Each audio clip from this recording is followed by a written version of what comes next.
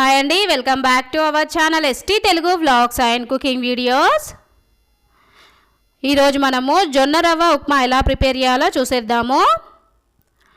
Diabetes ఉన్న వాళ్ళు daily night జొన్న రొట్టె తింటారు కదా, అలాగ వాళ్ళకి రోజు జొన్న రొట్టె తినేసి బోర్ వచ్చేస్తుంది.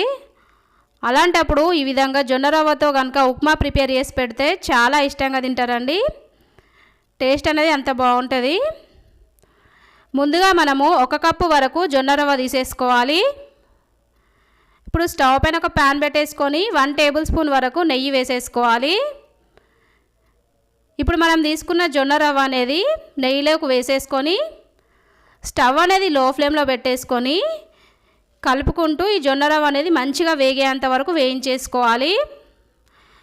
ఈ విధంగా రవ్వ వేయించేసుకోవడం వల్ల మనకు ఉప్మా టేస్ట్ అనేది బాగుంటుంది. అలాగే రవ్వ అనేది తొందరగా ఉడకడానికి హెల్ప్ అవుతుందండి. ఓకే అండి, ఇక్కడ జొన్న రవ్వ వేగిపోయింది కదా, ఈ విధంగా వేగిపోయినాక తీసి పక్కన పెట్టేసుకోవాలి. ఇప్పుడు అదే ప్యాన్లోకి కొంచెం ఆయిల్ వేసేసుకొని 1 టేబుల్ స్పూన్ వరకు ఆవాలు జీలకర్ర వేసేసుకోవాలి.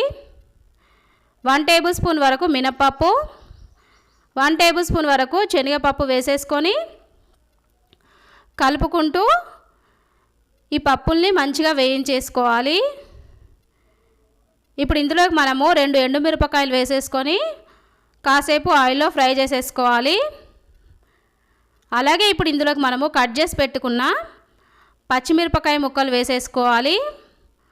ఒక పెద్ద సైజు ఉల్లిపాయని పీసెస్లా కట్ చేసి వేసేసుకోవాలి. క్యారెట్ని కూడా ఈ విధంగా చిన్న చిన్న పీసెస్లా కట్ చేసి వేసేసుకోవాలి. ఇలా వేసేసుకున్న తర్వాత కలుపుకుంటూ మంచిగా ఫ్రై చేసేసుకోవాలండి. చూడండి, ఈ విధంగా మనం వేసిన ఉల్లిపాయ పచ్చిమిర్చి అన్నీ మంచిగా వేగిపోయిన తర్వాత ఇందులోకి చిన్న చిన్న పీసెస్లా కట్ చేసి పెట్టుకున్న అల్లం ముక్కలు వేసేసుకోవాలి. అలాగే ఇప్పుడు ఇందులోకి మనము 1 టేబుల్ స్పూన్ వరకు కరివేపాకు వేసేసుకోవాలి.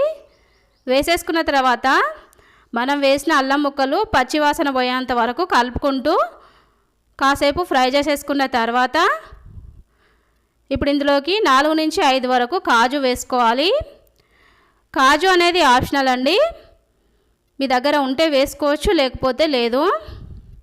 ఇప్పుడు కాజు అనేది కలుపుకుంటూ కాసేపు ఫ్రై చేసేసుకున్నాక ఇప్పుడు ఇందులోకి మనము ఉప్మాకు సరిపడినంత సాల్ట్ వేసేసుకోవాలి. ఇలా వేసేసుకున్న తర్వాత ఒకసారి అంతా కలిపేసుకొని ఇప్పుడు ఇందులోకి మనము వాటర్ అనేది వేసేసుకోవాలి. మనం 1 కప్పు జొన్న రవ్వకి 3 కప్పుల వరకు వాటర్ అనేది వేసుకుంటే మనకు ఉప్మా అనేది మెత్తగా చాలా బాగా వచ్చేస్తుంది. ఇలా వాటర్ వేసేసుకున్న తర్వాత మనం పైన మూత పెట్టేసుకొని వాటర్ని మంచిగా మరిగించేసుకోవాలి. చూడండి, ఇక్కడ మనకి వాటర్ అనేది మంచిగా మరిగిపోతుంది కదా, ఈ టైంలో మనం సాల్ట్ అనేది చెక్ చేసుకొని తక్కువగా ఉంటే మళ్ళీ సాల్ట్ అనేది అడ్జస్ట్ చేసుకోవాలి. చేసుకున్న తర్వాత ఇప్పుడు మనము వేయించి పెట్టుకున్న జొన్న రవ్వని కొంచెం కొంచెంగా వేసేసుకుంటూ మంచిగా కలిపేసుకోవాలి. ఇలా కలిపేసుకున్న తర్వాత ఇప్పుడు స్టవ్ అనేది లో ఫ్లేమ్లో పెట్టేసుకొని పాన్ పైన మూత పెట్టేసుకొని ఈ జొన్న రవ్వని మనము 10 నుంచి 15 నిమిషాల వరకు మధ్య మధ్యలో కలుపుకుంటూ ఉడికిచ్చేసుకోవాలండి. 15 నిమిషాల తర్వాత మనకి ఇక్కడ జొన్న రవ్వ అనేది మంచిగా ఉడికిపోయిందండి, సాఫ్ట్గా భలే వచ్చేసింది. అంతేనండి, ఇక్కడ మనకి జొన్న రవ్వ ఉప్మా అనేది రెడీ అయిపోయింది. ఇప్పుడు మనము స్టవ్ అనేది ఆఫ్ చేసేసుకొని ప్లేట్లోకి వేసేసుకుందాము. ఇలా ప్రిపేర్ చేసుకున్న జొన్న రవ్వ ఉప్మాని మనము పల్లీ చట్నీతో సర్వ్ చేసుకుంటే చాలా బాగుంటుందండి. డైరెక్ట్గా తిన్నా కూడా టేస్ట్ అనేది చాలా బాగుంటుంది. ఈ జొన్న రవ్వ ఉప్మా అనేది చిన్నపిల్లల నుంచి పెద్దవాళ్ళ వరకు తినొచ్చండి, హెల్త్కి చాలా మంచిది.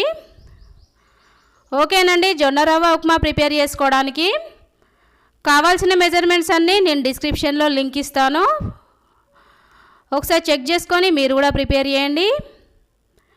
ప్రిపేర్ చేసిన తర్వాత మీకు ఎలా వచ్చిందనేది నాకు కామెంట్ రూపంలో తెలియజేయండి. అలాగే మీకు కనుక నా ఛానల్లో వచ్చే రెసిపీస్ అని నచ్చినట్టయితే నా ఛానల్ని సబ్స్క్రైబ్ చేసుకోండి. ఈ వీడియో నచ్చితే వీడియోకి ఒక లైక్ చేయండి. మీ ఫ్రెండ్స్కి రిలేటివ్స్కి వీడియోని షేర్ చేయండి. ఓకే బాయ్ ఫ్రెండ్స్, నెక్స్ట్ వీడియోతో మళ్ళీ కలుద్దాం.